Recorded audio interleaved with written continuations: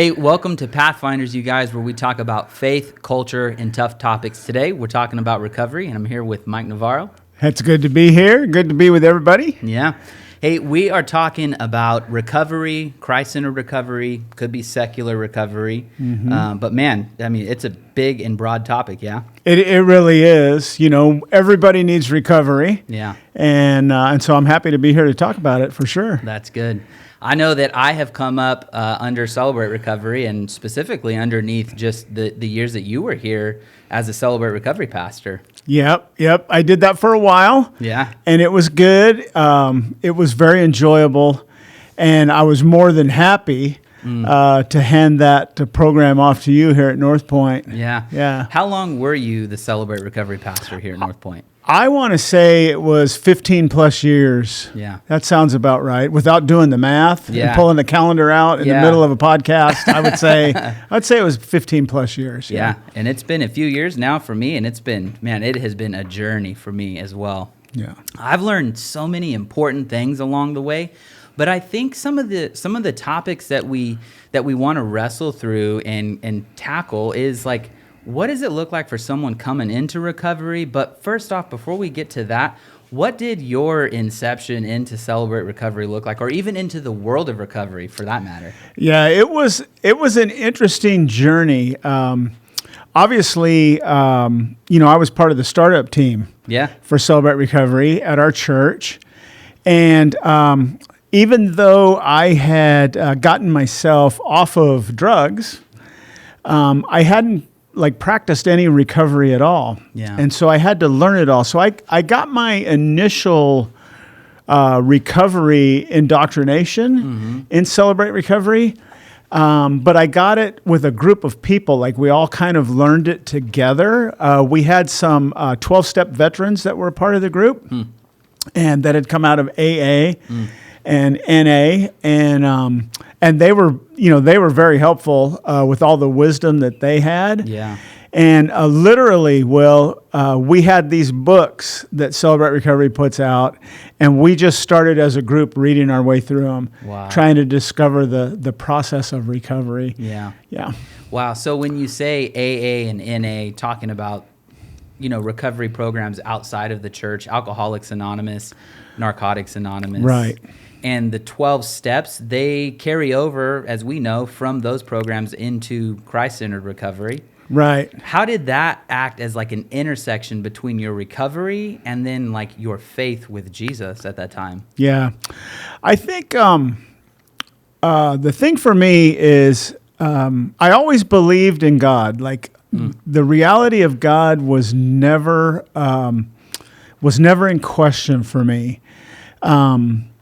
But how to live my life and not blow it up and not make a mess out of it, that became a big question mark for me. And so when I started finding my way out of that mess, I began praying because that's what I knew to do. Wow.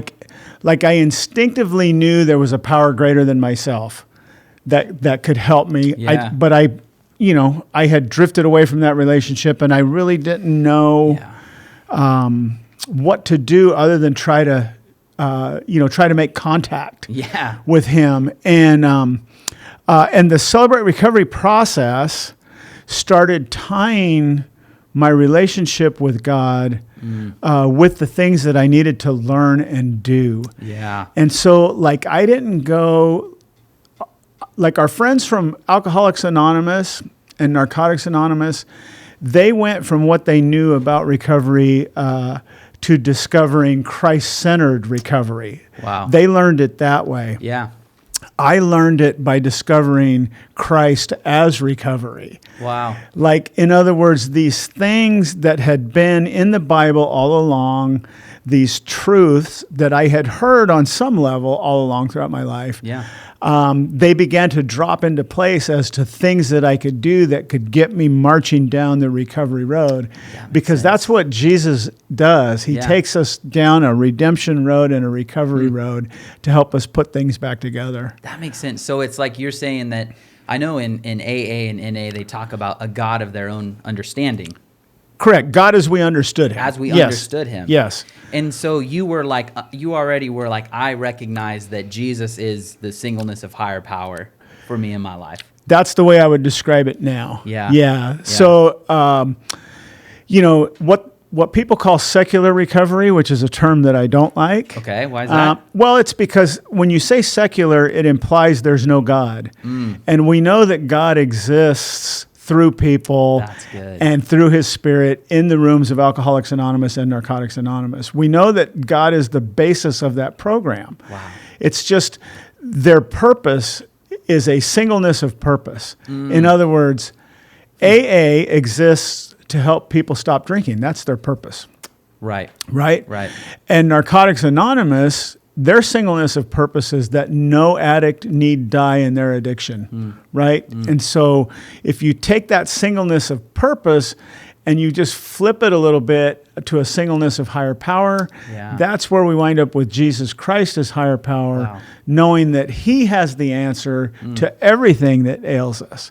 So that, to me, that's a pretty important distinction. That's a big distinction to me, because I didn't find recovery until, later on in my 20s, and my first meeting was at a Celebrate Recovery meeting. And so I knew Jesus, I had accepted him, but I just was living my life basically off the guardrails. I had no idea what it meant, from a Sunday message, to take my life and live it in a way that honors God on Monday through the next Sunday. Does that make sense? It does. It does make sense. And what the recovery process does, which again, it's a God-ordained process. What the recovery process does is, no matter what we're struggling with, no matter what the issue is, no matter what our hurt, habit, or hang-up is it gives us a step-by-step way to apply God's word to our lives. And it is a God-ordained way of how we get from where we are to where he's trying to get us to be. That's so good. You've mentioned to me in years past, talking about leadership and the idea of, I believe it's one of the famous football coaches, and he mentions trying to take a group of people from where they are to where they want to be. Right. Yeah. Who is it that was Tom Landry, coach of the Cowboys. That's right. You're a Cowboys fan. That's why I'm asking. Yep. And Tom Landry's quote was, "My job is to get grown men to do something they don't want to do to achieve something that they really want to achieve." That feels like recovery for me. It does. I have this desire that I know I want to be well, and I know I want to get somewhere, but I just find myself sometimes powerless to be able to do that. And the 12 steps and the 8 principles, they help give me traction to go down that road that I feel that God's calling me down. Because, like me, I just, oftentimes it's a feeling, and I know I want to be well, but I don't know how to get there. Right. And it gives you, again, it's 12 steps. It gives you step by step. Yeah. Do this and then do this. That's why we teach people, don't get ahead of yourself. They're laid out in a particular order because that's the order that works. Yeah. When we talk about the 12 steps, those have carried over from Alcoholics Anonymous, Narcotics Anonymous, so on and so forth, into Celebrate Recovery. But at Celebrate Recovery, we now have what we call 8 principles, and sometimes people get them a little mixed up. What is kind of your take on that? It is confusing, and it can be confusing, but it's not completely out of reach. Yeah, it just requires a little more time of thought and study. Basically, the 8 principle version, if you want to call it a version, is the Beatitudes. Right. Jesus is like, here's 8 ways to be happy. Yeah. If you want to know how to be happy, here's 8 ways to do that. Yeah. And it just so happens that they line up with the 12 steps. Yeah. In that particular order. Yeah. So we do both, and we look at both because we need both. Yeah. And we need the practical application of both. That's so good. I find exactly that to be true. It's like when I think about the 8 principles, they pull directly from Matthew 5, right? That's where they're coming from, and they're Jesus' words himself laying out the idea of a new life that can await you if you would just walk in them. And for me, that's always the invitation of recovery, is like, I have such a grab for power and pleasure and wanting to make myself feel satisfied or escape something. And yet Jesus is constantly saying, blessed are you who are poor in spirit. Blessed are you who hunger and thirst for right ways of living. Like, and he says it will be filled. He says the kingdom of heaven is ours. And so it's this upside down way of living. And it's a lot like recovery. It's like we come in to celebrate recovery, or recovery for any regard. And it's like we let go of this way of living that we've known for so long. And it's an invitation into a totally new way of living, right? Right. And you think about, now it's placed in the local church. So for an everyday churchgoer or someone who probably has no idea about recovery, how would it stick out as like a signpost to them? Because maybe they think this is just for drugs and alcohol. Yeah. But like the idea we talk about of hurts, right, and hang-ups that then turn to habits. Right. And I think that's an excellent catchphrase. I think just saying to people, anything that is troubling in your life, anything that you have repeatedly gone back to that you wish that you didn't, any behavior that you've repeatedly displayed that you wish that you didn't, those are all a result of what you would call self-will run riot. That's a recovery catchphrase. In other words, like, these are ways that we have tried to figure out our own life and deal with our own life, and they don't work anymore. You know, the solutions that we learn when we're growing up to the things that are bothering us, they become our problems. And that usually starts very early with any form of escapism. Yeah. You know, like when I was little and there was chaos in my home, and there often was, I would run outside to play.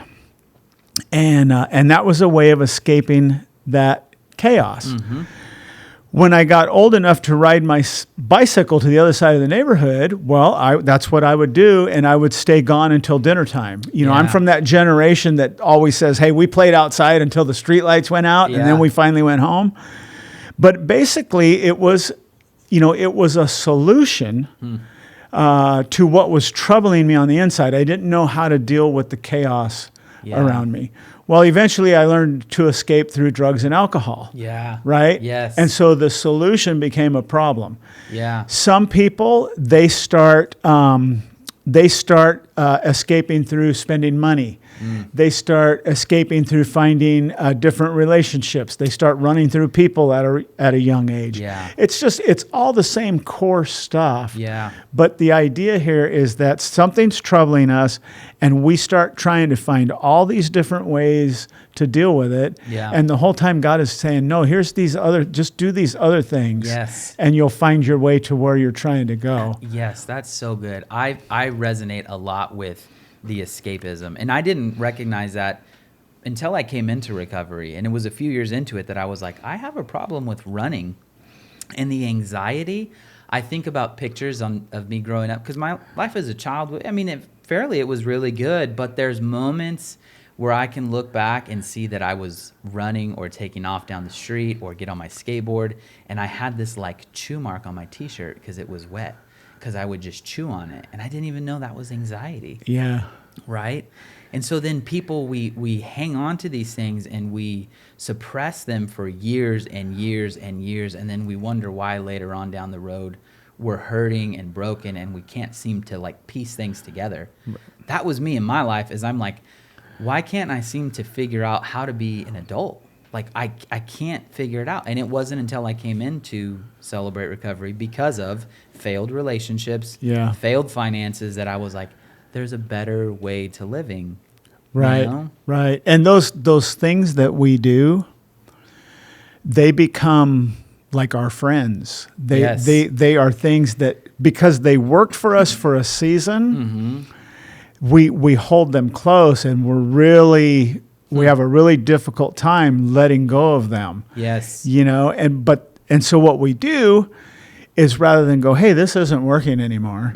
Like we have a tendency to double down on it. Oh my gosh. We try harder. Yes. You know, and we try these things more and more often, and then they work less and less and less, and then we reach this point where we're like at a total loss. Yeah. And it's a desperate moment, and it was for me as a young adult to come to a place where I seemingly suddenly realize I have no answers. Like I have no answers for life. Yeah. I'm halfway into life, and I've got nothing. I've got nothing left in the tank. Yeah. I've got no answers. I've got nothing. Yes. And then that feels like a lot of people, I'm sure, and the shame around that and the way that the world is set up is that it's like we just want to cover that. We don't want to talk about that. And that's a really tough concept when you come into a recovery room, is that we begin to be honest with ourselves for the first time. Hopefully. With God. Yep. And with somebody else that we trust. And that's a really tough concept to understand. It took me a long time to get there because I came into CR, but it was the repetition. Yeah. And then I finally started to get real with myself. We talk about like the chaos that was comfortable, and then this new way of living seems totally opposite. Like, what do you know about the chaos, and why does it always seem like it's easier to go back to that than it does to accept, like... Yeah, well, it's because we're human and we've learned it. Yeah. And as human beings, we like the path of least resistance. Yes. That's why we go back to what we know to do. Yeah. And we can have a difficult time trusting people when they're trying to say to us, why don't you try this instead? Yeah. And it's because people have hurt us. Yeah. And so we're drawn back, and we're like, that sounds foreign to me. Yes. I don't know how that's possible. Yes. I don't quite trust it yet. So it takes some time. When you first come into recovery rooms and you first start grabbing onto the idea that God, he really does love you. Yeah. And he really does care for you, and he really does want good things for you. And you start to lean in slowly. You're watching the people around you to see, like, is it working for them? Yeah. And that's why testimonies in the recovery world are such a powerful thing, because we get to hear somebody say, hey, this is what happened to me. This is how it worked for me. This is what I did. Yeah. And so I just began leaning in a little bit more.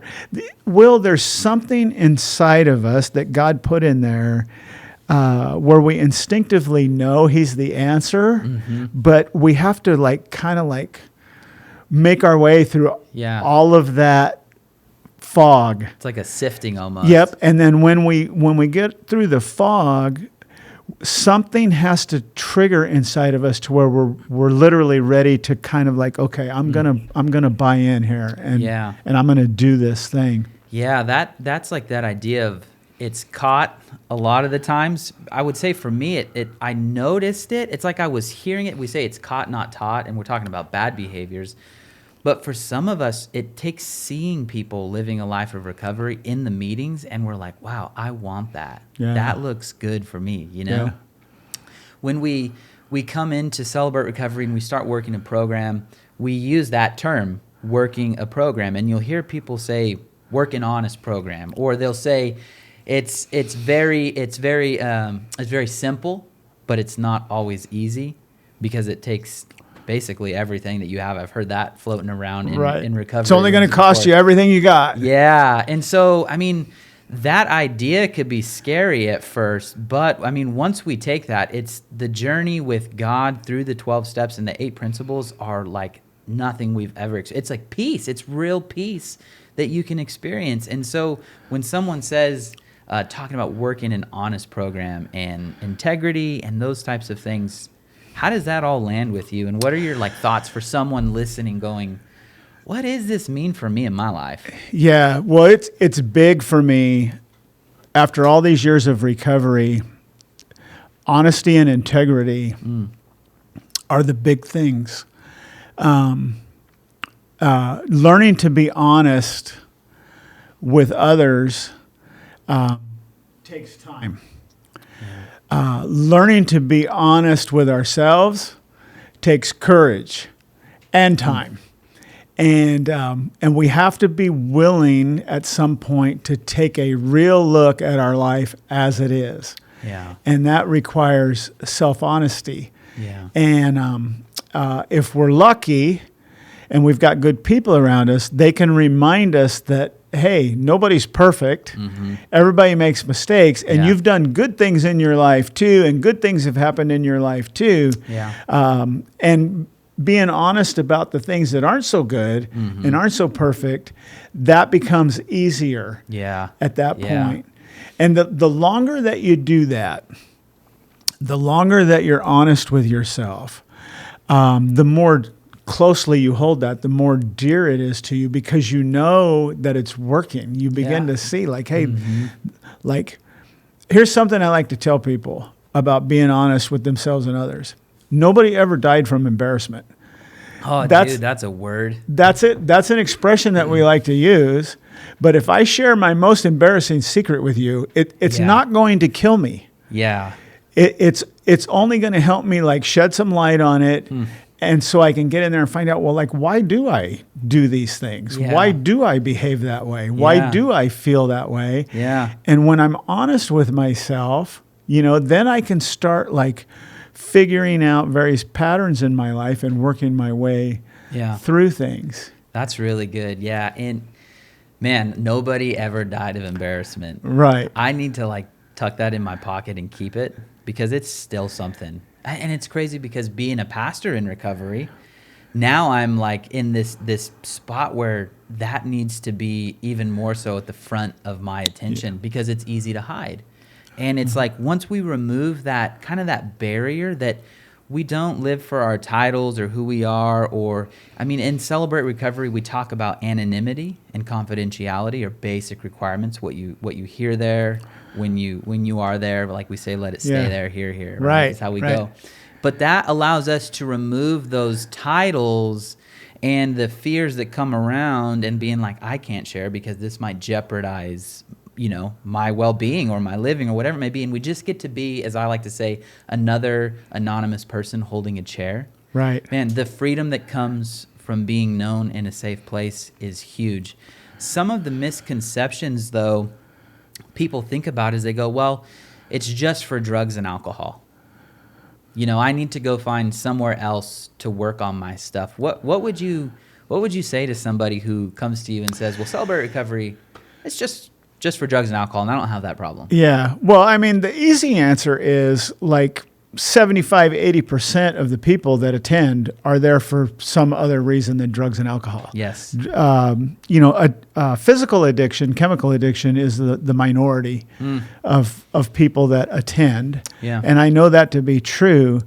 The deeper answer to that is when we look at our core defects of character as human beings. Like when you get deep enough in recovery to start like, okay, that's a big catchphrase in recovery. Let's discover what our defects of character are. Yep.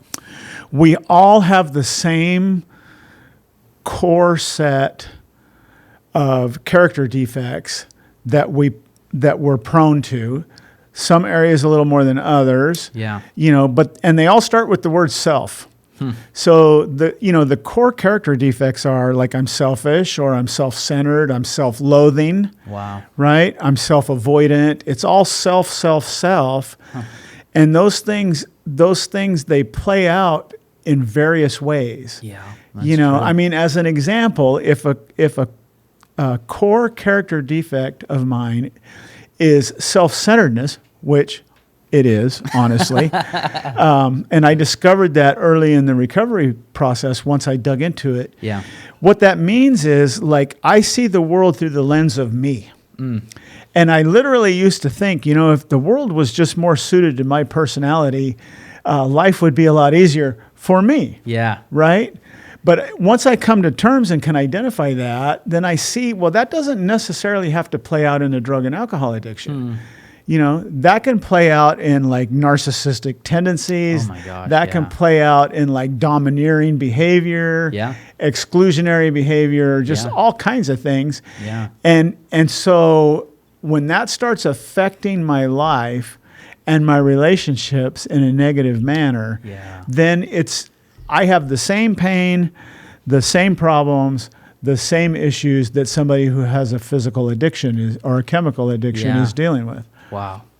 That's really good. I can relate with that. When you kind of pull back the curtain and see certain things, I recognize in my life that anger has been like a guiding emotion that I lean on. But once I got into recovery, I looked back behind me. Why am I angry? Well, I'm angry because I'm hurt or I'm scared or whatever it may be. And it's been like, wow, that's been really good to see. And so you talk about defects of character and these core hurts.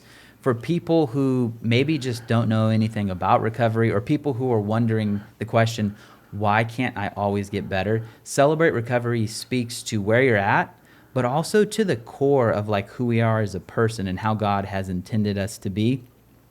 But then it's an aim to rediscover that. Like, you may have lost your faith, or you may have misplaced some things that are true about yourself along the way. You've begun to believe a lie, and that has turned to the escaping that we see as you were talking about.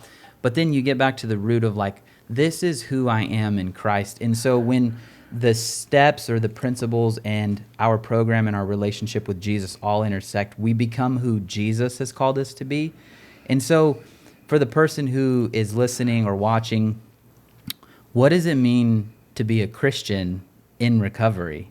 And to be okay being like, I am in recovery. In fact, so much so that I'm willing to say this is exactly who I am and where I'm at. Mm-hmm. And I am a grateful believer in Jesus, as we say. Yeah. So you mentioned earlier the phrase, God as we understood him. Mm-hmm. And so to be a Christian in recovery, to me, starts with realizing there is a God and I'm not him. Yeah. And I can accept that and just remind myself, that he loves me, he cares about me, and he wants good things for me. Yeah. And not only to me, this is a big barrier, is not only like a lot of Christian people, they'll believe with their intellect that God can help them. Mm-hmm. It's crossing that barrier into the heart to believe that he wants to help you. Yeah. Like that's why it's in the forefront of your mind at the moment. Like he's calling to you like, hey, just like bring that to me.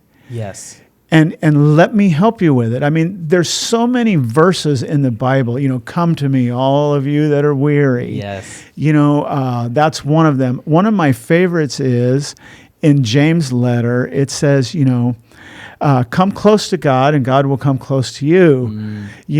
Wash your hands, you sinners, and purify your hearts. Yeah. Well, it doesn't say wash your hands and purify your hearts and then come close to God.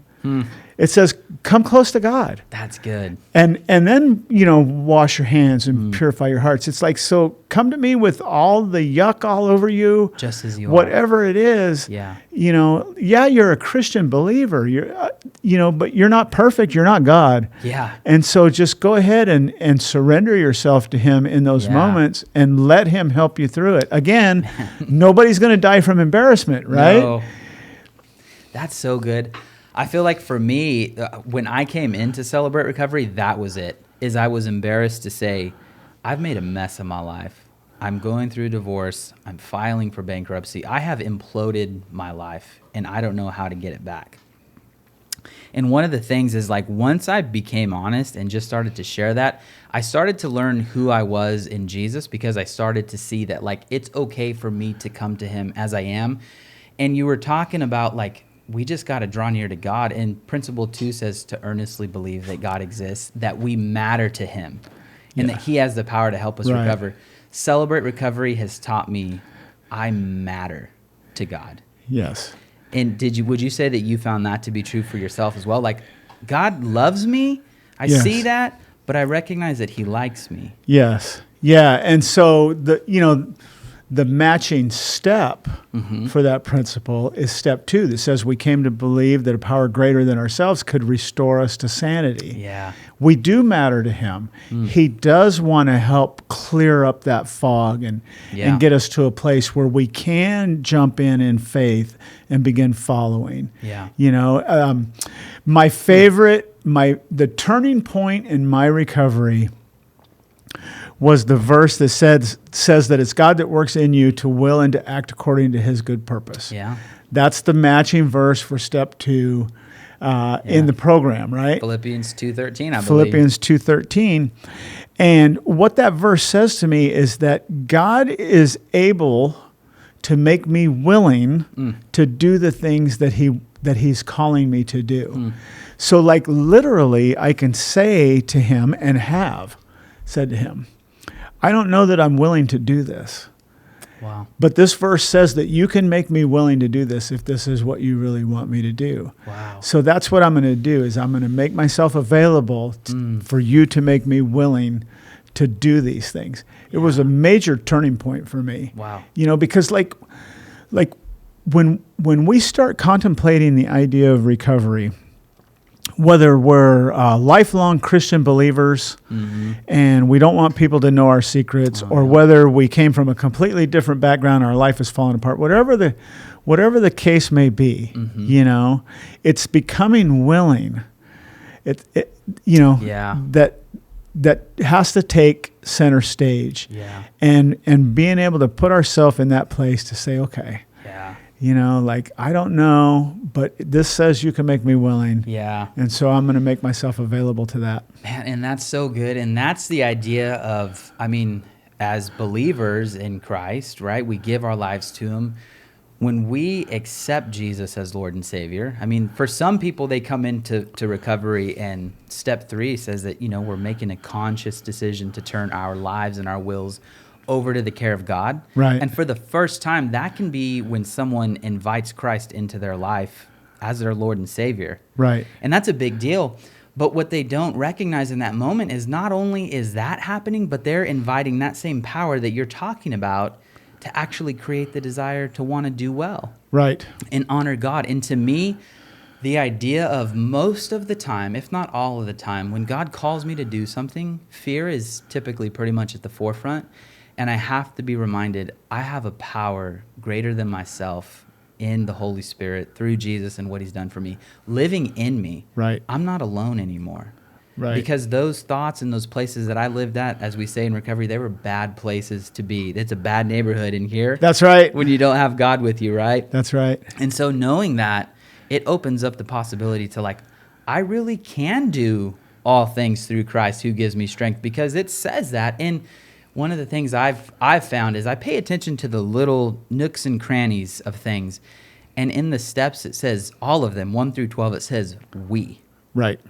Meaning that you don't do it alone. Right. To the person who thinks that they can come into to celebrate recovery, to recovery in general, and work this thing on their own, I mean, why would you say they're all done in we? Is because we know that when we're on our own, man, we can make a mess of our lives. Right, right. And probably something that's important to say here is that, you know, the original 12 steps were written by Christians, by believing Christians. Wow. And they were written in such a way to keep the door as wide open as possible for people to be able to find recovery. Yeah. They understood that people don't like to be preached at in that moment. They want to know what to do. Yeah. And so they sat down and they wrote out these steps. And it is we, because what they're doing, and you'll also notice that they're written in past tense. Yeah. We came to believe. You know, we made a decision. Yeah. Because literally what those 12 steps are people saying, here's what we did, and this is what worked for us. And, you know, the age-old phrase is that recovery is one beggar telling another beggar where to find bread. That feels like my life. And so those steps are just saying, hey, here's what we did. Yeah. You know, and they just laid it out in order. Man, that is, I mean, step 12 is, you know, we want to make that decision to carry this message, right? Both by our words and by our examples. And that's the idea, is like, I know where bread's at. If you're hungry, if Right. you're thirsty, I know where the bread of life, I know where the living water is. And so I invite you to come follow me as I follow Jesus. Yeah. And that's the idea of like, in recovery, I've seen, and I know it to be true because you've taught me, is that we do all of our discipleship and everything happens from within, and it creates leaders outside of the people who go through the program. And it's the idea of like, we love that we have the church's support, but within the meeting night, everything happens through participants who have gone through the program. Correct. Right? And it's like they learn it and then they give it away because it's a part of their program. Yeah. Well, it takes recovery people to lead recovery That's people. the one I was looking for. Yeah. It has to be that way, because if you haven't done that, you have a lack of credibility Yeah. with the people that are trying to do it. Yes. And it will show automatically. And I mean, that I'm not saying that as like a slam or a bad thing. No. It's just a fact. Mike, you taught me when I was your apprentice. I was ready, and you were like, hey, I want you to walk us through the first lesson. It's denial. I was like, I'm so excited. And you said, but before you do that, you need to share your testimony. Right. And I was like, oh, dude, like, and you were like, Will, you can't lead someone somewhere you're not willing to go. Right. And that has stuck with me for all of my life. Like, how am I to, it gets back to the honesty and the integrity thing. How can I take someone if I'm not willing to go there myself? That has like stood as one of the burning things in my life. And that's one of the things I learned as a principal in recovery is honesty and integrity. Man, they matter so much. And I can't take someone somewhere I'm not willing to go. And so that's why people get so invested into it, and they see it because they feel that credibility. Yeah. They can I mean, when someone owns it, you can really sense that they understand what they're talking about. Yeah. Right? Yeah. Well, when we think about how many people that we've encountered and been hurt by in our life because they weren't what they appeared to be. Or they weren't what they said they were. And they're just people. You know, these are just people that we've encountered in our lives. Because, again, nobody's perfect. Hurt people, right? Oh, man, I've been there. I'm still prone to be there. That's the way that works. And so, like, if you're trying to say, hey, I've done these things, I know exactly what to do, but you haven't actually done them and you don't know exactly what to do, the person that is just a little bit distrustful of you to begin with, they're going to figure that out like right away quick. Man, they'll be able to sense it. We can read it really well at Celebrate Recovery, can't we? Totally. Oh, man, it's like I could see straight through that. Yep. That's been one of the biggest things I've learned. So that's been a really good concept. The idea, oh, man, there's so much we could talk about in recovery. I think about now as the years have gone on and you have since, handed over, the opportunity to pastor and lead the people of Celebrate Recovery. How has recovery played a part of your life now going forward? Like the foundation that you've built with Christ, the steps that you take, how is it now going forward for you in this next season of life? Yeah, that's a really good question. And I'll answer it this way. That process, that's how I live my life now. Yeah. Whenever anything bothers me for any length of time, I run back through the steps and principles that helped me clean the slate to begin with. Like I have to go back and remind myself, God does love me. He does care about me. Yeah. Something's not right here. So I'm going to take an honest look at it. I'm going to inventory it. You're right. And I'm going to figure out my part in it, because my part is what I can do something about. Yeah. Whoever else is involved, I can't do anything with their part. Yeah. I can only acknowledge that they were a part of it, but I can take my part and go, okay, this is my part. What can I do with my part? And oftentimes it's forgiveness. I just need to forgive somebody and let it go. Yeah. And sometimes it's like, hey, you were doing this like 6 months ago and you wound up back at the same spot. So there's a little bit of a pattern there and you need to address it. And maybe you need to go confess to somebody and say, hey, I'm really struggling with this thing right now. Yes. And so it's like there's always safe people because I've learned how to put myself around safe people that can help me with those things. And I'm honest and open about it with people. Yeah. I mean, everybody that knows me well knows I'm in recovery. Yeah. And knows that's how I deal with life. And that's what works. Yeah. That's been the best thing I didn't know that I needed was recovery.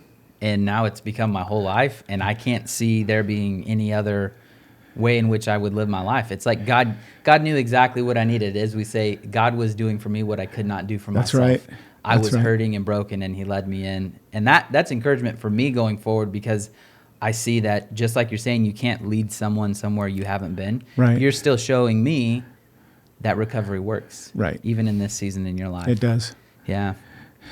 One of the steps we talked about the other day, step 11, is we sought through prayer and meditation to improve our conscious contact with God, praying only for the knowledge of his will for us and the power to carry that out. Yeah. Do you want to share with the people here watching and listening, just kind of ending it, like break that down for them like you did for me, because that was a powerful, powerful concept. Yeah. So we were talking about... I wouldn't say a difficult moment in your life, but a moment that required something that didn't come naturally to you. Yes. It required some fortitude that you didn't know that you held in that moment. Yeah. And step 11 to me, it's the one that I find myself in the most. I regularly seek God through prayer and meditation. And I do it exactly for that reason, because I'm trying to discover his will for my life and the power to carry that out, because I need that. I won't make it without that. Yeah. I'm no good without that. I can do nothing good without that. Yeah. I can't figure things out. And so I come back to that, and basically I've had enough moments where that conscious contact has happened. Yes. And I can't say I've recognized it every moment when it's happened, but after reflecting on it, I'm like, God was right there with me in that moment. And those moments are, they can be the tiniest, most briefest of moments. Like if you were to pick up a speck of sand and put it in your hand, and it's just a little speck, but it's gonna be with you forever. Yes. Like from that time forward, like when you need him the most, you can just open your hand and he's gonna remind you, I was there in that moment. Like, I'm real. Yes. And you did make conscious contact with me. Yes. And I did help you. And I did download some wisdom to you, and I did give you the fortitude that you needed in that moment. Yes. And helped you hold on to your integrity and your honesty. And all of those things. That is like, I could probably ask you the question, and we could ask it of people who are listening, who are walking with Christ. Do you remember the time when Jesus undoubtedly came into your life, knocked on the door, you opened and answered and said yes? That was a conscious contact with God. Right. For that moment, that's our very first one. Right. And God gives us more moments like that. And it's like, I love the idea that you said, is it's like, I can hold them in my hand and I can recall them and I can use them for strength when I need them again in a weary moment. Yeah. That's so good. Man, for the person who's listening and they're wondering, is recovery for me, or I don't know what to expect of this thing, or maybe I should or shouldn't, what would you share with them in closing? I would say that the life principles that we learn in recovery they're for everybody. Yeah, they are Jesus's redemption story, and they apply to everybody's life. And I think probably something that people really need to hear is that when you walk into a recovery meeting the first time, or you start talking to somebody about recovery for the very first time, it's going to feel like It's going to feel like maybe you shouldn't be there. Maybe you shouldn't be doing this. And you can even like have a little bit of resentment while you're doing it. Yeah. And so what I would say to people is that's your opportunity to trust somebody. And that's a God-given opportunity to just go ahead and trust them because they really do care about you. I've seen that to be true. The people in recovery meetings, they really do care about you. Yeah. I've seen that to be so true in my life. I came in at a low point, and this isn't true for everybody, but I mean, all of my friends are in recovery now, and I love it. And it's given me the opportunity. I've trusted them with my life, with my family, with my wife, with my daughter, and it's just been an amazing journey. So for those of you who are wondering, is recovery for me? Absolutely. Jesus talks so much about recovery in the scriptures. I mean, he lays it out pretty clearly for us. I mean, he tells us that, that there's ways to live that are countercultural to the rest of the world, and it's okay to be set apart, to be different, is to be holy, right? And his call and his invitation to us is always, if you are hungry, if you are thirsty, if you are tired, if you are weary, come to me, and I will give you rest. And I would say from me to you, the invitation is open. And we always say at Celebrate Recovery, give it 6 weeks. And if it doesn't work and you don't get any positive traction, we will gladly refund you of all of the misery, right? Yeah. So you guys, it has been good to be here with you. Pastor Mike, thank you for joining with us. It's been my pleasure. Yeah, we love you guys, and hopefully we'll see you on a Wednesday night.